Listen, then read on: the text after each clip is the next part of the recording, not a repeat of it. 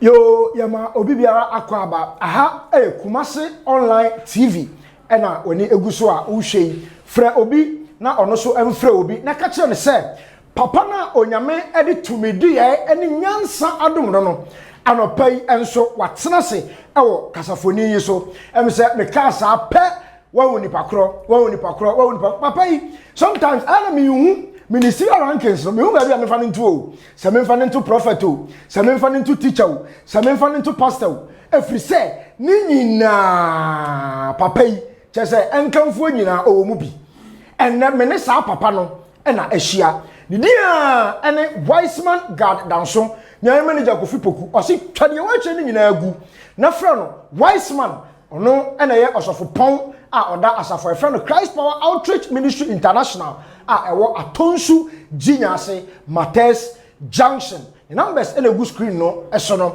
ubetumi afa emu bia na one no atwetwe nkomo enne ensem a ye bedi hu nkomo no me say ensem no ya chichiri no kufu na ye besanum se bede enya som ketwa efri se papa we enkyerɛkyerɛ Bible mu nkyerɛkyerɛ kurujin eno enenne yede ebrewo etime se frɛ onua bi na ono so mfrɛ obi sɛ papa na onim Bible mu nkyerɛkyerɛ no ai Wiseman gadanso watena se na nim sɛ watena se nso de a na eye anigye enko a ma me kɔ ne nkyɛn na ma na kɔ aba na yɛmfa edwumadie no enhyehyɛ so papa akɔ aba mejo so eba na eja mo amoye nhira ho adwuma yi se de bia na beka se eya na enye se me bisa wo se ho tesan na nso enam se safo nsa no ho yade nti no ma me bisa wo na umpo mo tesan na me hira me wo bia me ho adene yankopon hira me because so wo te ho free niam bia nse bata ho na do akwan esi yankopon akwan so tambia no o ma wa ho adene o hwe onipadua so ti Kristo nti da bia ho adene safo man so ho adene bia ho adene Fisa be yourself be seen, my soul be wood, Ubin Tram and Asin Naya, the Sabiada. And the man who said, Yankopon, Mania Pam, some come a Pama wood, Tene. A ma Sadi in Tiana told them one who say, Eh, will be a medi sofa, Nami be many of the other match at the end of my mia. Nam Summit, Mammy Democor, Nankaba Fosso for say, Mihuni Pamuasam Canon, who had a cray me. Na.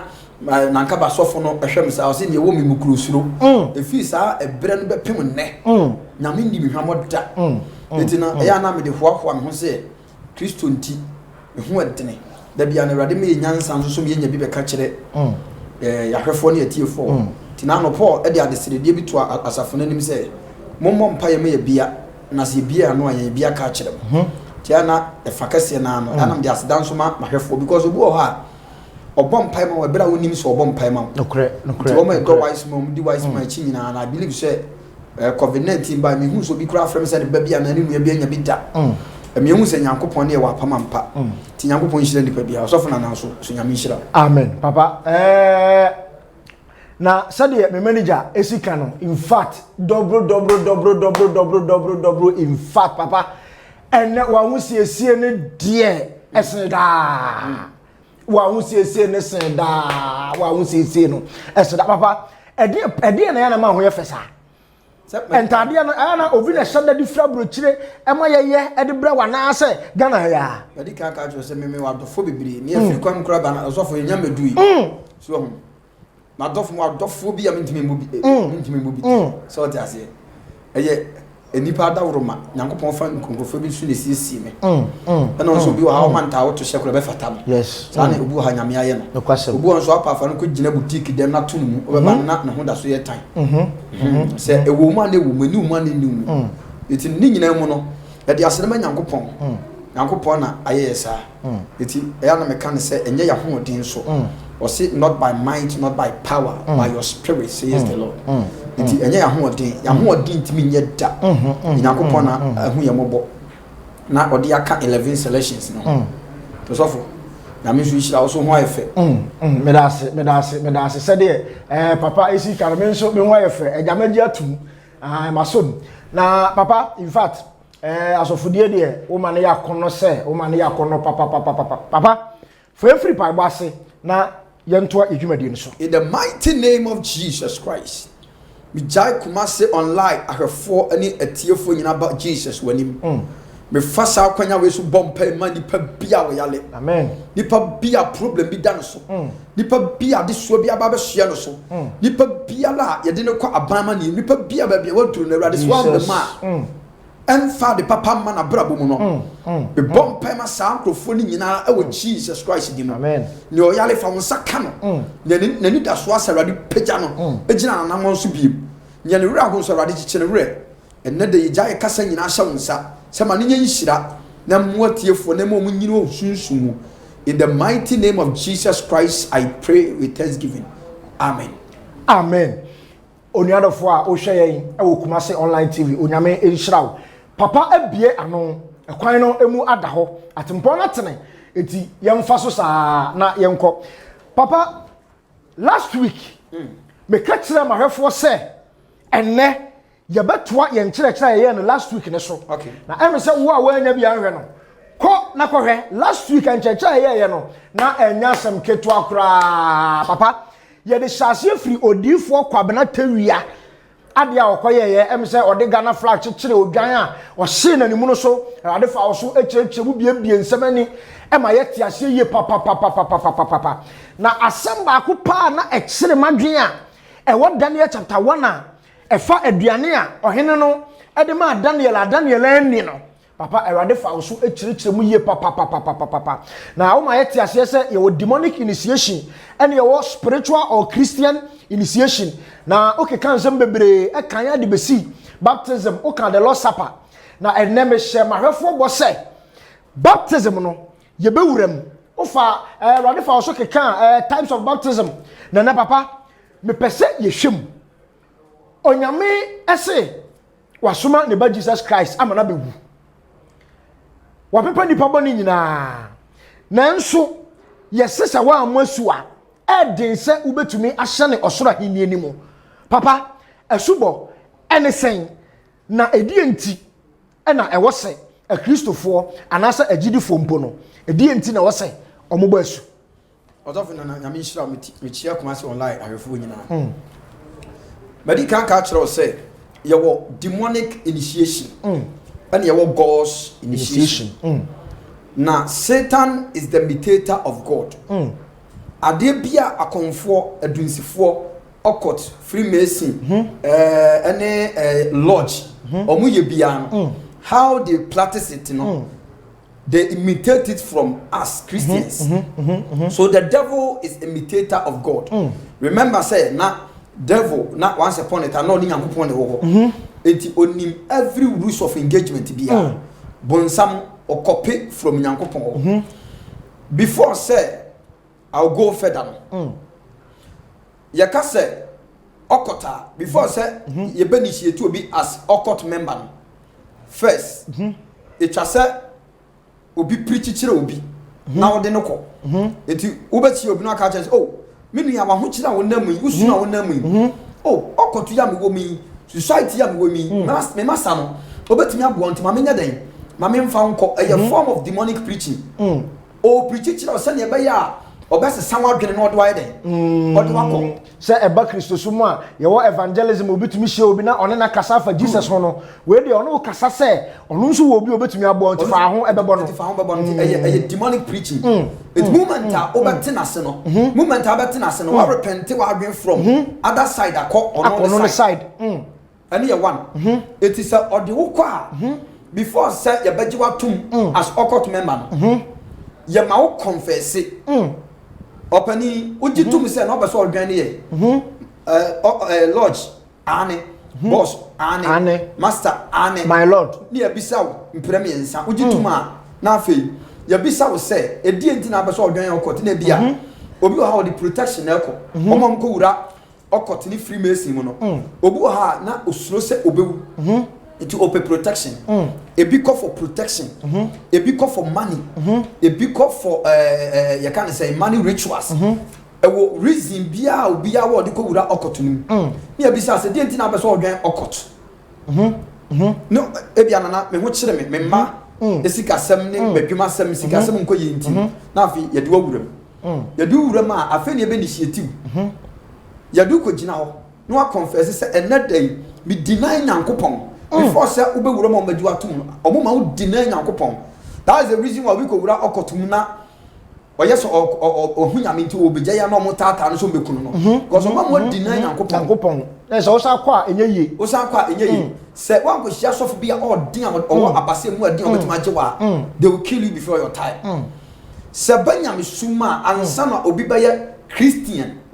The word Christian, the Greek word for Christian is called ekklesia. It simply means the chose out ones.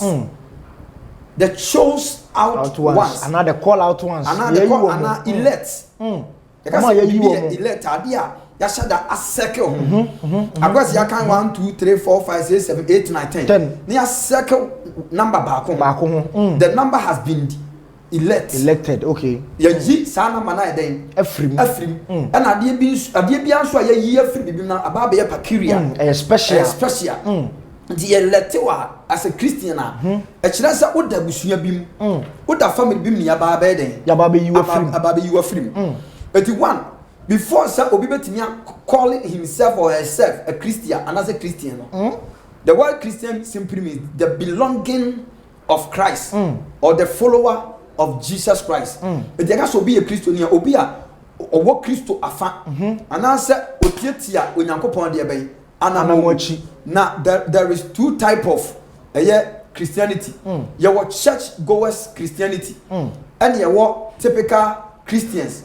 Church goers na enkrofo they always look for miracles. They always look for it is a problem that always make them go into the house of God or church. So amaniama they don't know God. Yes. They always roaming about seeking for miracles.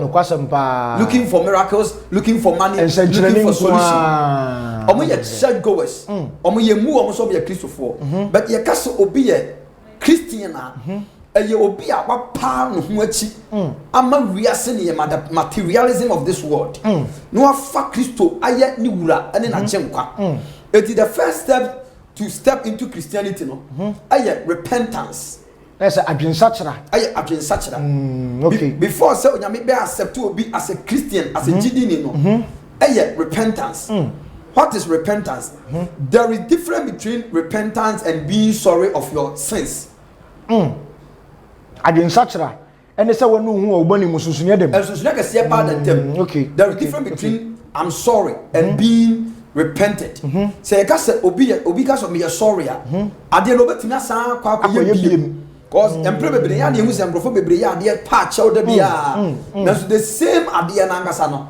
Na onya ni pemuti da bia na o repeated sin. But you can say obi a repentant when we talk about somebody has repented or repent, it simply means that the person has denied this word.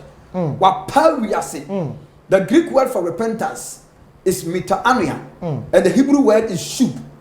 S-H-U-B. Shub. It simply means to make a U-turn. It's like me yoba, me no be kunuko hotel, and I me no be yiriko hotel. Me ko na me aka me bisa ma adwene mu say, ade a me ko ye so me ko na se papa yire ana se be man ma me kunu e beto me na ofase kan bi de wo me ana ofa ba bi de bome a me ye den na me ya me bisa nsemfo bi wo ma adwene na later me say ade we die manum ho me nyanko ene be ma ne nkoda me nyanko ne papa ne nkoda na ma tene enti shubu no kire say to make a U-turn or to change of mind. Se yeka so bi asachira enipa na sachira from wonu no ho agye atum say oyediboye ni na wapai ewiase ene na kono bia to nachi na look up into Jesus Christ. And your repentance. And it's a repent we are. You need a confession. The confession is your first initiation. Let's open one canon. I know your first initiation. You initiate you into Christendom. No? And your first initiation to Christendom.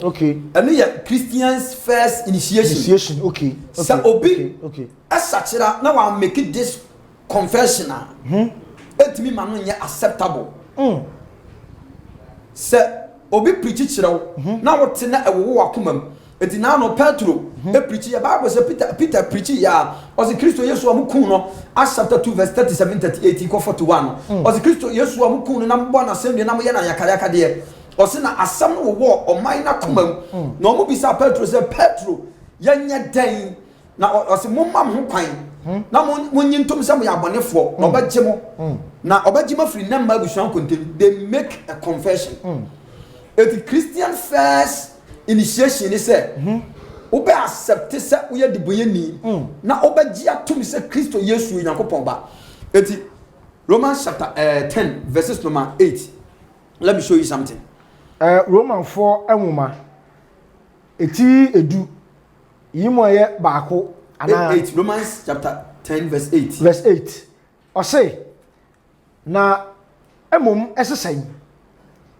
asam no aben wanum ene wakoma mu asam na ben wanum ene wakoma mu eno ne gidie asam a ye kan no eno ne gidie asam a ye kan kire mu no na se wode wano epa mu kase afei na obeka first initiation no the first initiation is say wode wano be pa mu a deny bonsam eti na me dia be experiment say before so obi ba come to occult society mu no ya mani deny na me fa bonsam eti we no be deny wiase a deny bonsam eti ya no na pa mu read it from emame eka se Yesu ne Awurade etu first initiation ni say wode wano be pa ma ka say Yesu na ono wane Awurade why then na wode wakoma agidi se na wode wakoma nso agye di se Onyankopon anya no afiri awufo mu a Onyankopon nya ne Yesu firi awufo mu a obagye wonkwa eti one first Christian initiation is say before so Onyankopon bagye watum no before you can be acceptable no or accepted by God no I just say make confession the confession making to Christ no a first Christian initiation nowadays say o share your TV so your radio ahodo so any social media platform na asofo be preaching without let people making this kind of confession me papa asema wu kan me kai pa se emiri bi atwam osofo bi preaching wi a efre bi otako ene me hu sa de no kura eti asema wu kan no kura o ene ye jai sa de no because eno na e welcome obi ma nipa no nyame gye ni tum ema nyame twiro ni din nyame accept nipa no say enesa nipa we magye watum enti sa confession na ye ka ho asem no first initiation na ye wo no sa confession we moment a make sa confession we no sa confession ye fa no baptism in one body let's say one Yesu abaye honam kro enti asubo me kira say Bible say you asubo bebre eya na empe bebre nipa nim say ya ka say asuba ana say Christian initiation na me ka say asubo eye one the Lord's Supper eye two the Lord's Supper eye two communion service no eno eye two na asubo eye one ena confession so ye say 3 the first one your confession no you find baptism into one body okay this is a baptism that all believers must know or if they are not believers sa asubo we dey da homo bia enu na ye gateway to God sa asubo we na you find baptized into one body no and na ye God's way or God's initiating to Christianity so be any Christian man be ni padua ba ko a nipa no nyame ntimi nya den enjini ntum okay and na ya confession no it is also we fan baptized into one body say ya bobo su and now ni Jesus Christ aba be ni padua de be ba ko at the moment aba fa Jesus Christ say and na me pajamin sa today Lord I accept you as my Lord and my Savior I deny the world and I take you as my Lord.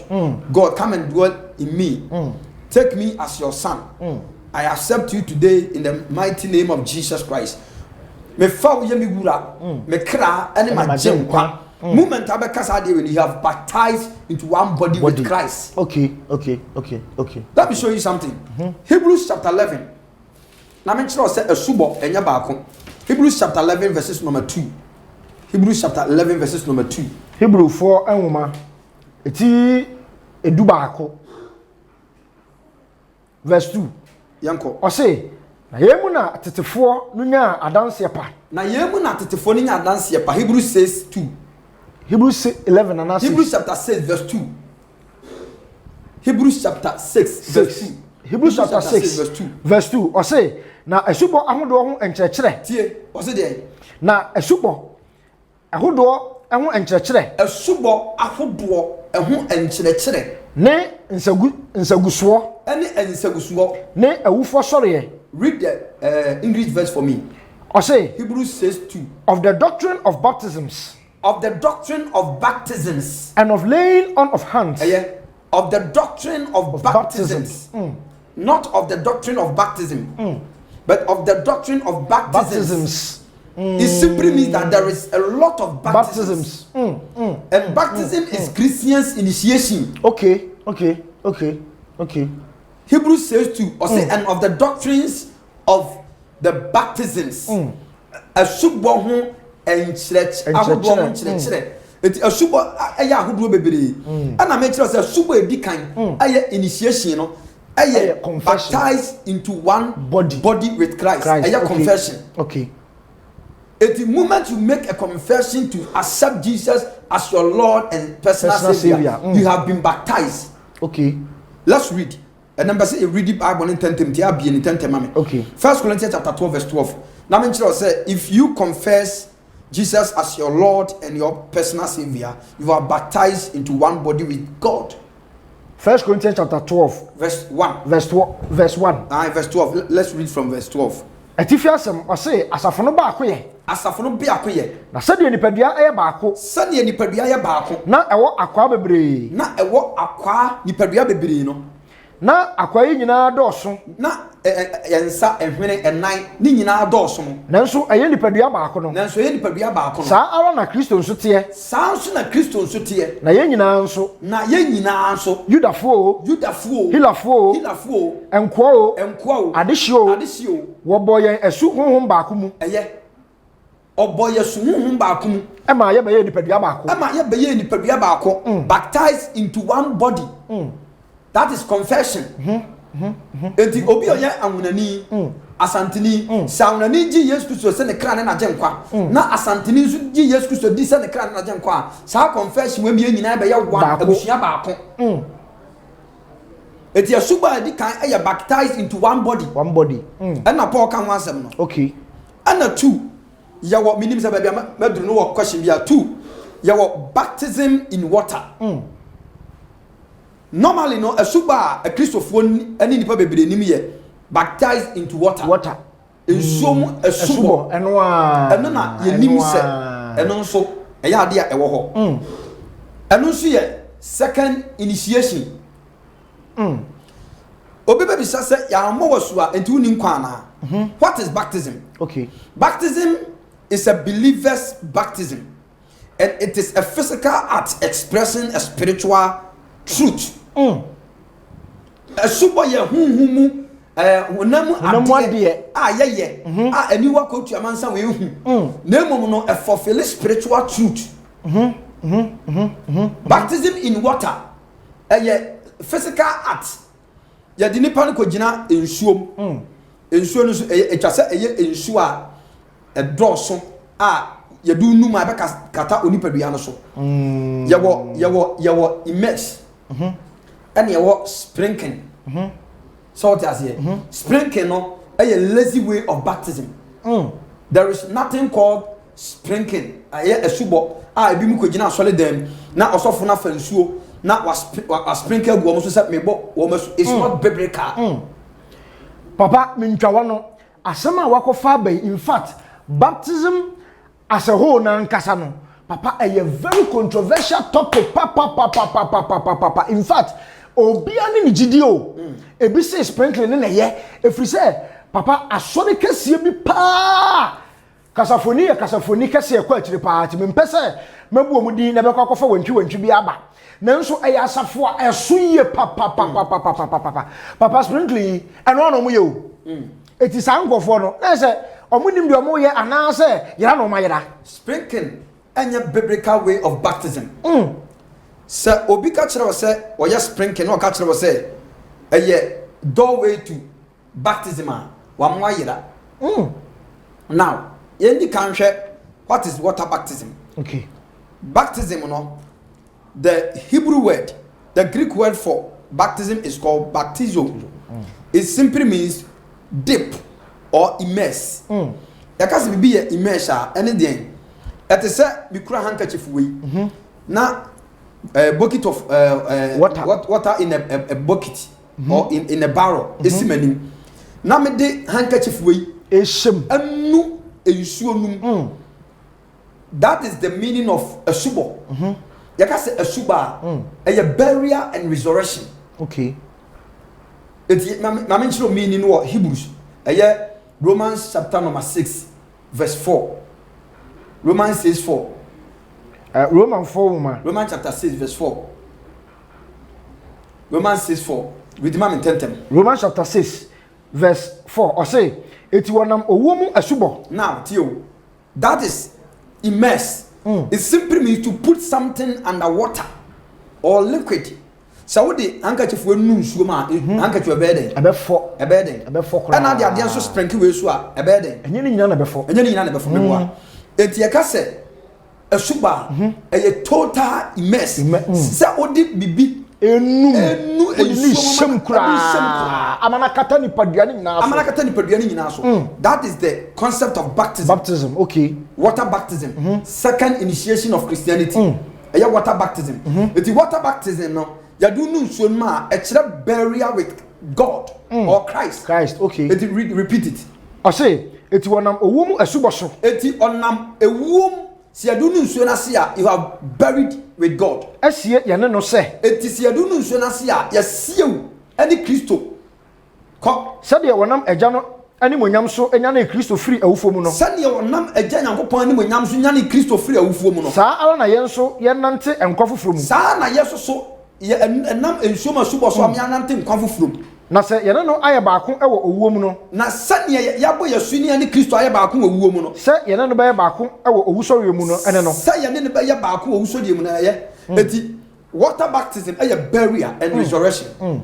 So you do no ensuoma a physical act but fulfill spiritual truth. Okay. You do no ensuoma just you have died with Christ. You pejao free ensuona as such as you have resurrected with Christ. Papa twen kakra ensuona ye de omunum no. Mate ni mpem bebre nkofo ta aka se enye ensuo a wo se ta ho. Etwa se ye ensuo a etene efri se enu na betumi ede obone na ede akọ nanso enne asofo bebre obi kura sebe mi ntwa nso obi ampoa nanso ensu fi bi ada ba bia na yasese nipa ko gina ho se ye kobo masu ni edo ma gina nsuo nim ebi so hono ma ye lek bozum twiye ya eda atonsu ekwan isu yi na ye de nkofo akobo masu nanso papa se de memanya ne ntie no ma memisa wo ensuo no etwase eye ensu etade anase ensu etene ensuo ne say ensu tade o say eye ensu etene o the ka say fully immersed asset le say ensuo ho na ye de wonum na akova unipadua na timi akọ ase nya yi wopie say ensu etene o say ensu atawo ne hia say obenya fully immersed na chese papa ye de ensuo bu ankurem na ye pagya do hyem na say wonya kuram nko ade a ya bo wasu. Because normally no ya na baby wo ha baby asore na kwa kodi no river bi ani ho dam bi ani ho eti ni omo ye ne se omo tu something like swimming pool anaso omo tu bibi said small dam bi no omo bo asu omo wi a na omo amansuo no ko abie nsuo na eden na ekọ eti se nsuo ni tine o se nsuo ni tafa ko ye hia ne se obenya totally immersed se onipadua we no ebetimi awura ensuo na se it wey your second initiation to Christianity. Okay. So obi pese wey believers initiation ebra obi abaji Yesu adi na wanya one body with Christ. One body with Christ na both believers and unbelievers. And a doorway to Christianity. And now water baptism na believers baptism. And we ebra nipa na abaji adi we wa confess ya he has become one body with Christ every year no. And your second initiation and no dia wabaji Christ dia wie. So what I say. And etwase nipa bia or hwem bia na say oye Kristo ni bia or friend Kristo ni bia no you have to baptize in water. Okay. Because Jesus Christ himself, Matthew chapter 3 verse 11, yen kind in them. Matthew 3:11, Matthew chapter 3 verse 11, Matthew 3:11, yen kind in them, Matthew chapter 3 verse 11, jiwe na yen kind in them. Baby I will be alpha pain. Natural verses no. Matthew chapter 3 verses number 11. Verse 11. Etifasem osi Kristo eba ene n'adwuma ehun komhye. Kristo eba ne n'adwuma ehun komhye. Me de. Me bomosu ewo nsuo mu. Me bomosu ewo nsuo mu. Ekọ adwensa kyere mu. Ekọ adwensa kyere mu. Na de odimachi ereba no de. Na de odimachi reba ne de. Ne ho ye dene sene me. Ne ho ye dene sene me. Na ne mpaboa mpo. Na ne mpaboa mpo. Me nsese me kura. Me nsese me sane. Ono na obeba mo asu honhom konkron emu ene ojam. Obeba mo asu ne honhom konkron ni jam. Ono na ne ehuso empawa ekuta ne nsam. Na obepra aproye ehun efita. Verse number 13 no. Verse 13. Etifas mo se Yesu asubo. Ena Yesu free Galilea eba Jordan ho. Eti Yesu free Galilea eba Jordan tama yebo Yesu asu no di 30 years. Yohane enchen se omo na su. Osofo, mamenka asemo no bia enyoto asemo nto. Akura enimro 12 plus ekwa he or she must not be baptized. Ai olumai, sa asem yi na me bisa papa eyese wakofa papa na me bisa enkura nyina sese asori akese no so nkwa na eyo. They don't know the scriptures. Say akura was 10 years the nature of sin, the Adamic nature no. Eda so woni mu. Afei na enyini ba ohun ade ye bonene. Eti he cannot distinguish between good and evil because oye akura. Ti Paul say me akura me dwene say akura. Na bra man yi de me gumofra sem. Eti say akura esha be 9 years and then 9 years, 8 years, 6 years. Ne ade na ko gina solid dem say eden ye bonasu. The question is aden na Yesu di 12 years or kwa solid dem ni asofo mpedifo ne asofo please ni ko bi some questions o yira wo Jerusalem na nsa o ma mhwehwe aden no ma me amfa na nko asubo na Yesu di 30 years we no onante from Galilee ba Jordan me ebo ne su e kira say akrasha ya monasu efri say osano the sinful nature na ya Adamic nature na wa bofra no osano ontimi and distinguish between good and evil because onyini so what I say from at the age of 12 years ade kone de akrana ba be what is evil and what is good. Okay. But akrana of 4 years 5 years are your monastery because that time no he cannot choose between Satan and God. Onim you onim an say there is God. But ontimi enyi say we nyame anas we abonsam. Okay. Before say obi yebabo obi asu no na nipa na accept Christ and na ba be one body. Wa confess agi Kristo atum say onu na obewu ma no bone na oye eje nyankopon ba na onu Kristo o na no apam aka akra no susua edidi anode na no pam kan ya wo bone su o ka sha na no kra onim de o ka ultimi kan sha na because abensa kira yan kan sha obi am etwa say enipa na ngasa nya fully repented twa say enipa na ngasa Kristo asam ne kanu na otimi sachira so obi sachira na adwena ye bona so anya den enye ti na me say adwen sachira e first and as a first initiation and it say to be baptized into one body and your confession and a second initiation e water baptism and so obi and confess Jesus as Lord and his Savior or he can never be baptized. The akrasha on confessing for Jesus as the Lord and personal Savior. So why do you have to baptize somebody who has not repented? Papa, yes, Yesu abewu. Sasem we comforta papa. Yes, teteno. Now we were under the law, but then we are under the grace. Eti papa beje di say, obi se me under the grace.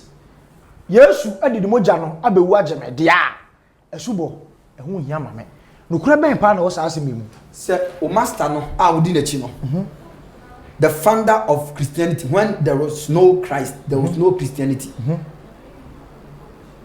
but there was people of God who was the founder of Christianity Jesus Christ Jesus Christ and the founder of Christianity na o de kan to asena menkyere wasema o ka kire John o say na ono de o si no kwan say John the Baptist esi Yesu kwan se o mo na su da mimom a ehia me se wo bɔ me esu no mimom na ehia se o bɔ masu ɛna wo ba me nkyɛn yi ana wo Jesus e wi asaje nkwa o ba me nkyɛn se me mo osu na Yesu bu ase no se ti aha na nenti a etwa se nipa bia bɔ asu no matter what your level or academic level when you repented and give yourself and have one baptized into one body with God no second initiation is what boy no yet you don't have to deny and say or see wo mom na say wo bo masu me mom na say ka wo bo masu ana Jesus Christo e ka kire ne say se ade se ya ade ma ho kwan me ma ho kwan wo John so ma ho kwan na bo masu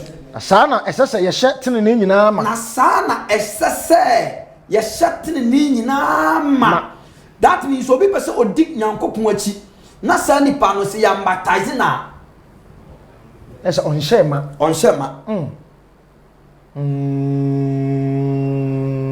na kyerɛ sɛ ne Kristo som no kra no ɛnhyɛ da nimu na obi baby star say ye dey na so bobai listen adeɛ bi si Genesis na saa de na esi Genesis na so for biblia adwenko Kristo for biblia adwenko but I want to give you mystery about it okay ɛyɛ dan na nipa yɛ bɔne na Nyankopɔn pɛ God wanted to recreate the world or the why and another family Noah good ade na Nyankopɔn ade bepa bɔne na was so nsuo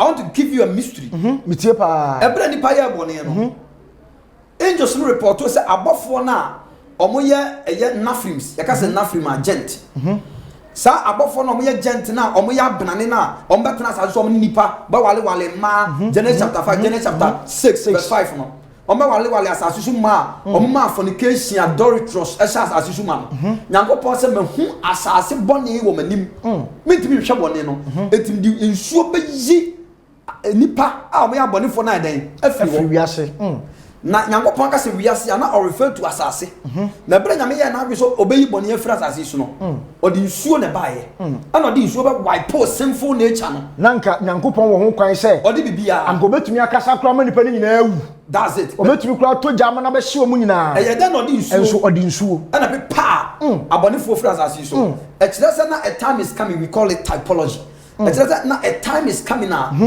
there will be a baptism a very symbolic act a very wipe your money away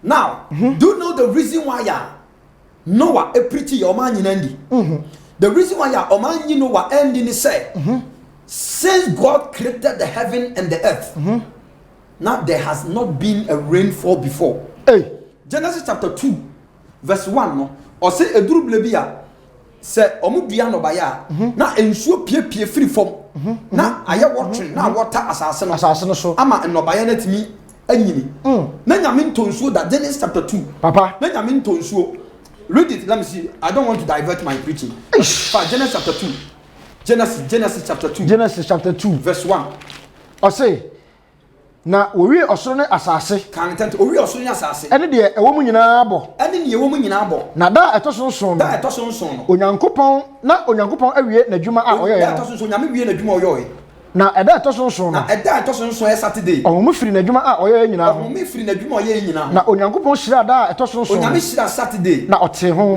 efiri se eno mu na omo firi n'adwuma a oyoye ewo adebo ni nyina ho yei ne sade awade Nyankopon bo osoro ne asase na afuo mu enua nyina enyama asase so na afuo mu ahan nyina enyam fifiri efiri se na Onyankopon enya ntonsuo engu asase no so underline that na je Nyankopon bo ade no na ontonsuo da underline that efiri se na Onyankopon nyanto nsuo enwu asase no so kaye na ensuo bi be foturo mo na onipa a obedo asase eni ho na onipa a obedo asase ni ho na ensuo afiri asase so froi enti Nyankopon isaro so nyame beto nsuo no o ma nsuo piepie free fom ba na efo asase eni nyina na abefo asase nani ama nwura tima fifi enti Nyankopon bo ewiase no almost 2000 years na nsuo free so nto fom da na epiepie free from na eba That's the reason why I'm like you know what preaching on catcher or mine said. Mon such a marketing. Then I mean ever turn so a white pop on near was as if you know. They did not believe Noah. Why? Because no one will be that. In our days, the same things is happening in our days. When you tell people that God is coming to destroy us with fire, God is coming with fire to destroy this earth, people don't believe it because they have never seen a fire that is raining like unquenchable fire. Unquenchable fire. Say, we have never seen some before. Ebi kura si Nyankopon your do ntinya de o de ne mapa begu jam da. But ever happen life. Say no what time. No mu nsuo da nyame di nsuo wipe o de ya. Ye pe nsuo nyame di nsuo. Nyankopon so nsesan. Because nyame wo sem fantefo ni nsuo medwale ye. Na say eba critical omo de o metumi atom. Buroni betima e soft mali. E de awura nsuo ase. Nsuo ase. Na ja so e. Anafo no so bi di nsuo medwale ye. Boys ni bi nsuo ni nsuo medwale ye. Pa. Ebi chen fish. E Nyankopon say me mfa nsuo me say wi ase no why soft mali afa nsuo na ase. Me ja and you cannot escape fire. Never. So God will come again with unquenchable fire.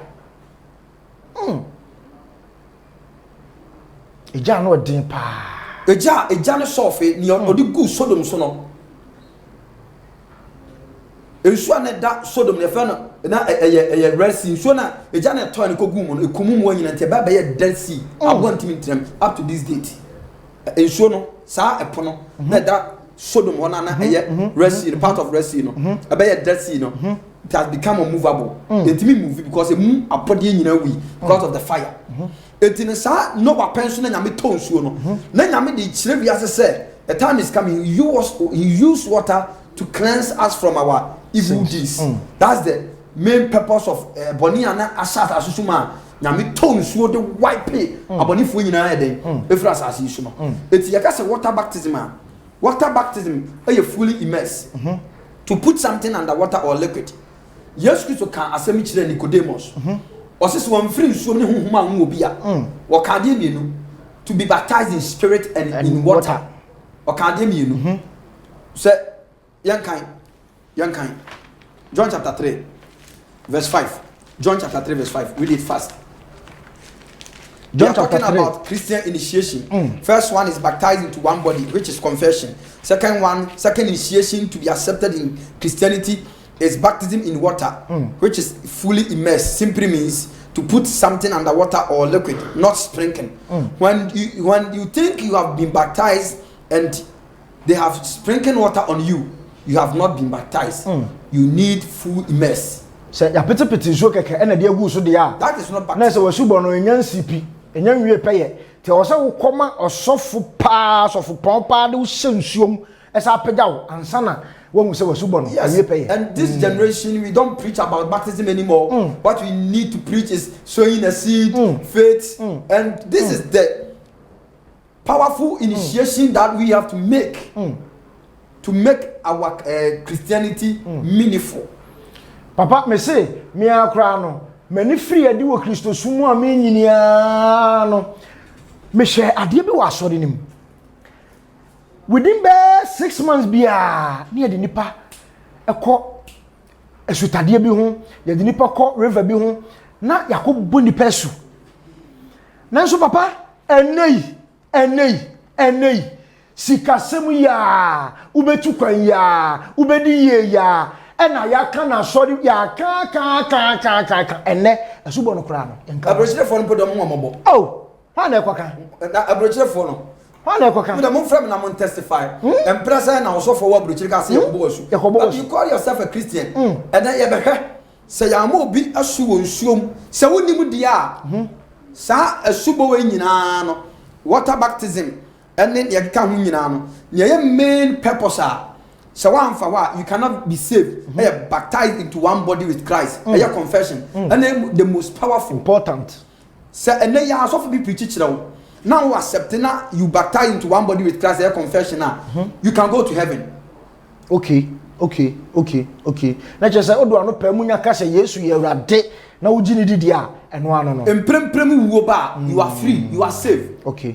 But say empremprem wo me fa now you call yourself a Christian and you deny water baptism. Doesn't fulfill your Christianity. Let's see. John chapter 3 verse 5. John chapter 3 verse 5. Ɔse Yesu bua sɛ. Ana Yesu bua Nicodemus sɛ. Mereka akyerɛ wɔ nokura mu paa sɛ. Listen. On the red ink na. Yesu anum asɛm paa. Yesu anum asɛm paa. Ɔse very I tell you the truth. Kɔ. Wɔmfiri nsuo. Tie sɛ yɛmfiri nsuo. Ɛne huhum mu. Ɛne huhum mu. Anwo obi a. Anwo obi a. Ɔrentumi ɛnhyɛ ne Onyankopɔn ahenni mu. Listen. Sɛ yɛama obi asu huhum asubɔ. Ɛne nsuo mu asuba. Ɔrentumi nhyɛne Onyame ahenni mu. Why ni Nicodemus? Nicodemus Jew ni owo under the Jew somunum na oye Jew ni oye sof pani wom na onimu mada wo sua de oye doctors na ohun se nwuma Yesu Kristo ye no ebra dwene ntiase so na owia no ho Nicodemus about Jesus and Ono di Nicodemus. Ono di Nicodemus. Nicodemus is a security. Oba Yesu nchen. Oba Yesu nchen obebi sa se owura. Minim so firi suru na aba so kyerɛkyerɛfo. Na nso nwuma wo yi, obi ntimi nya age se nyame ka no ho. Me dem nya dankwa. Ana Yesu beka kyerɛ se Nicodemus o so na wo mu no mra no nko. This is a new era which is Christianity. Judaism so magu no. Me di osom foforo firi suru aba. Ye Christianity. Na sa Christianity mu mra ne se. Si yɛmfiri nsuo no honhom a wo obi foforo untimi nhyɛne nyame ahene mu eti aha no ɔka spiritual baptism ana ɔka water baptism ana so si yɛmfiri nsuo mu ane honhom a wo a untimi nhyɛne nyame de bɛn ahene eti akyerɛ sɛ when you are being baptized in water you fulfill Christianity truth or spiritual truth. Okay. Na yɛ den na yakɔ asɔre so obi frɛ no Kristo ni but your money should be seen there. Kwasam pa. Sabe o mo hwe nyina mo bisa o ankasa bisa o mo ka kire no say eh da me di Yesu achi. Ya mama su. Ya mama su. You have never been baptized. Na papa na enye members ni so fault o. Asofo mpanimfo ye beka ade no kra kire mo no. Say o ma jaka. O ma jaka because they are not doctors, they are not learned people. O ma jaka. Your money probably be diverted from the Christianity. And then when we go to church, we don't do what I call. So who want to accept Jesus as his Lord and personal Savior? You say no evangelist wajuma. Evangelist wajuma. Everybody supposed to win souls. Ebra Yesu be question Matthew 28 verse 16 no. Osi no oba be ka kire o say o de wiase na asase sutumi nyina se mun ko wiase afa na nyina nko ya suafo mun preaching kire wiase mun kire o say o mun nyimi ndi e fi say me no mo ko si wiase wiye the great commission evangelism work no o de man the church Christo di bia every Christian supposed to win souls for Christ. When you go to heaven, you receive a crown called crown of rejoicing. Okay. What is what kind? Luke 15:11. Or see any jie basoro. And nam or the boyeni back on head. Or such an argument. But heaven, your heaven zongo. And your heaven baby any jie what the bia. One man a baby need souls. So never call heaven place the bia they will be rejoiced. Why? Because they win souls for God. Obi so no there. Say your heaven and kwa de. So what heaven zongo kura papa. One day, heaven there are many mansions. That is heaven. There are many mansions. Mansions so dey ebi dey be fa achi bi. Now call estates obu a mansion na wakọ akoto no. Onu ade ne plan akọ no foforo. To onu ne de ne dem sunu kra. O mansion, the mansion that you have in heaven determines the work that you do on earth. Okay.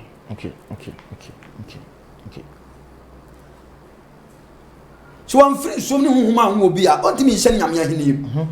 If to call yourself a Christian, you have to be baptized. And that's what following preachers are some way be. And I'm a vampire and a deliverance and a for dear and I shall see. If Yama and Nipa, people are lost in the body of Christ. You call yourself a Christian without fully immersed, without baptism. What your parents so no akwa sprinkling. Nipa gina solid them. No the nsuo apete no se mabo wasu. E bra ne your founder of Christianity no. Ya de nim nsuo. E Matthew chapter 3 verses number 13. John Bonus. Na papa sa asemi etwetwe maso pa. O kasa o se confession. na kyerɛ sɛ obi a wayɛ bɔne wanu no ho ɛbɛpɛ mu aka yesu a ɔnyɛ bɔne dadeɛ esi dɛ no no so nka yɛbɔ n'asu ɔyɛ adeɛ wabisa very intelligent question pa ɛyɛ den na saa na banyansani bia bɛbisa no ho nsimfoɔ yi ɛyɛ den na yɛse yɛbɔ asu a yɛsie yɛbɔ ne we die with Christ wu yɛ no ɔde yɛbɔ ne kɔ asase ase ɛna ɔde new era resurrect good the bɛyɛ den na nyankopɔn a ɔyɛ fully God 100% God bɔne ni ne ho nanso so yɛbɔ n'asu wɔ nsuo mu the reason is we call something Adamic nature. Every baby born on in this world has that Adamic nature. Adamic nature no a sinful nature. Nipa bia ya wona ba wiase we mu bia no or what Adamic nature. Ya wade bia fa impeccable. Jesus was 100% God and 100% human. The reason why Jesus was baptized is because he has the Adamic nature. Because Nyankopon be see nipa deseni so na oye den. And owo no nti sa blood na Adamic blood na Adamic nature. Na ebi wo Jesus mu, but he was able to conquer that Adamic nature by God's spirit. Ya just eno ni se ntia na wo so man ho kwan e ma yebo n'asu. That's the reason why he was not at fault. Because he was able to control the Adamic nature with the Spirit of God. The Spirit of the Lord departed from Adam. But for you to get that spirit back, unless you accept God, also from an American say we actually we are saying, I say we are making people be intimacy. Later on they will understand.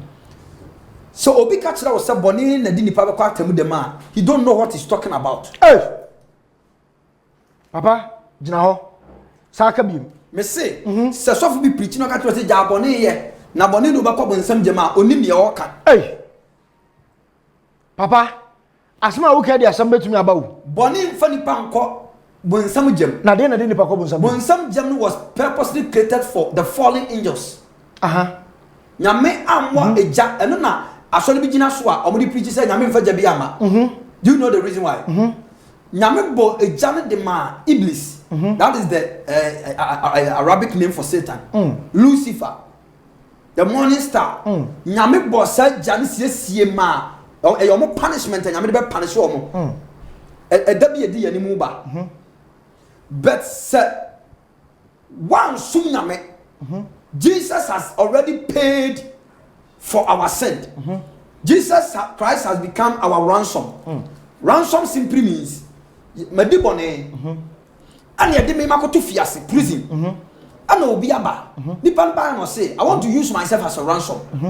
Mon family se prison. Na munya nipa. Na munya ne wadi bone ne ma no nko. Jesus Christ has already paid the sin penalty for us. Jesus Christ did not die only for righteous people, but he died for this earth. Okay. Nyame wu ma wiase. But he has already paid for our sin. Enya bone na di nipa bakwa ka bonsam ho ogyanum nemom ne di nipa bakwa bonsam jam aye ne owu ma obone no what deny no ana di bakwa bonsam jam papa chiame so Jesus has died for your sins and the reason why you go into the bottomless pit with the devil is because the one who died and paid for your sins you have denied him. That will send you to hell. Ni obewu ma obone na wapono no ene de obekọ bonsam jam but enya bone na de obekọ bonsam jam onipa ya de a ofataye yi say Yesu abewu ma de a it is your duty, it is your responsibility to serve him as your Lord. When you deny the one that paid for your sin, that will send you to hell, but not sin, because the sin penalty has been already paid for us. Papa onyame enhiraw unim se enye wa kasa asemi maintain babia da me say wo wise man me manager ko fi poku babia o bia nyame enhiraw no net o se wo wudin ene wise man. Thank you sir. Wo wudin ene wise man ye bra no ko bebre ye won semfo ba ko mienu bi so se me bisa wo papa obi yabo na su waji Yesu adi a confess am yabo na su wasa back to ne bone wabeye de boye ni biem etwa se yɛsan bɔ saa nipa no so biem ana anaasɛ sɛdeɛ nkɔfoɔ sika one saved forever saved no yɛbɔ wɔ so baako a ɛno ano ana me da wase salvation is once sɛ obi yɛ gyidini na wahwe ase atɔbɔne mu na sɛ akyire no ɔsan nu ne ho san ba back to Christianity na sɛ saa nipa no yɛbɔ no so ɛyɛ fully immersed yɛde no nu nsuo mu deɛ a there is no way sɛ ɔbɛsan bɔ so biem okay na mu ne hia ne sɛ ɔbɛ confess ne bɔne akyerɛ Jesus Christ na ɔde ne mogya no abɛ cleanse no bɔne no bɔne a wɔyɛ ho no nsuo no nko antimi cleanse ne etimi cleanse bɔne no ma ne yɛ fully cleansed ɛyɛ both water and blood. Okay. That's the reason why Jesus says in the answer they pia war in fimu no ade ne bai emoja ne nsuo enso enya logic say they pia be wo bi anase ka be wo ye na nsuo be ba me bo na Jesus was what say you are saved, you are cleansed from your sin, both my blood and water, baptism of water. In the water, okay. which is immersed. It is obi ya boni na otoboni ma na akire osan ba Kristo nche ne abona sua ehia na subo bi bet ehia ne so be confess akire Kristo na wasan agina asabe ne de biem na mum sa wo de ne sprinkle there you have never been baptized because the suban asangasa ye immersed, that is baptism see ade bibi nu nsuom na ade ne nyina ye den afọ it is how de ne sprinkle there miam fa wonko nu nsuo pam so ta se na Christopher ye ya yira it is our preaching also for na number say ye sha nti se say no ye nya baptized into one body, which is confession. First initiation. Second initiation, baptism in water, which is baptizo. Simply means to put something under water or liquid. And number 3, baptism with the Holy Spirit. Baptism with the Holy Spirit. Next week. Baptism with the Holy Spirit. Okay. And we are third initiation. And fourth initiation is baptism with fire. Okay. And no na Hebrews chapter 6 verse 2 ne akokan ne say any asuba mu ahodo nkyerɛkyerɛ. That means asuba ahodo no egum bebre. It ɛyɛ for baptized into one body, which is confession. Baptism in water, which is immersed. And third baptism with Holy Spirit. And fourth baptism with fire. It really mean initiation before says somebody can be accepted as a Christian, which is or pass it through. So be emphasize Christian initiation we ma untimi ma be Christian at the end of the day, rapture day no, he can never fight with the angels. Why? Because only oneness with God. Na nyame bo next week na the Lord's Supper. Okay. And also fifth initiation. And nobody so be an ko bi kura awade adidie no. The Lord's Supper so be an nibia or ye nchine kura wa yidem. Then my Ghana, I see darkness in Ghana, all over Ghana. Now, I was lying on my bed, and the prophetic angel come and took my spirit out in the realms of the spirit. And I saw a deadly windy. And frama, a dear woo, and frama jampentudu. Me who and frama said if it suroba. Now this 2021, me whom frama a sayade. Na Ghana the electricity company omunya very wise because we will say emframa bona Ghana nyina ko off. Ghana nyina all over Ghana we will say Ghana ako off. I see darkness over Ghana. We will say the electricity system no break it down. Ama omani nyina ko off. Na ne ma sa de ne ba ye emframa bi a eboya. Who said say your manager not only in Ghana but various places all over the world. And miam baby we are seeing ma emframa bebo asayade. As I'm speaking right now. As I'm speaking right now, who emframa a disaster emframa. Me who say ebo asase ahye nanso. The 4 cardinal points. They're the 4 pillars of the world. When we say from a bottom of Shia, when we say a cause for disaster, it is a Christopher. Yemiamo and Cramofo. Adibia, a bit me, Afaso Yabon Pay Bia, as the Yankopon be Afaso. Nemo ya Christopher, ya the arrest Yankopon Jesus Christ. Young mom pay because from American once me at the distraction about my gun name. nyankopɔn emo wiase ho ban na won hyira nipa bia di titiri na kristofo o me ye ni da ho na o me ye nwenta so ni yokoduro honhom me ma mo amono ni nyina me hyira mo na day you never lack in your entire life in the name of Jesus bua nyame adwuma ma asempatre no enkoso. You can preach with your money, you can preach by sharing the messages. But share message in the higher form of evangelism. But in Sika Bua, I TS get Bua, Namia Juma.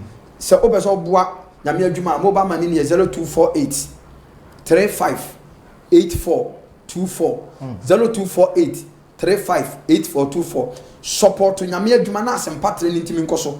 Now I believe says nipa de boyeni ba ko de no homa Kristo a ho abasobode no e ba me no mienu dia because senya wusika kamsumente ma metena ha ankasa mo mbo nyamedwuma nyina nyagopon hira.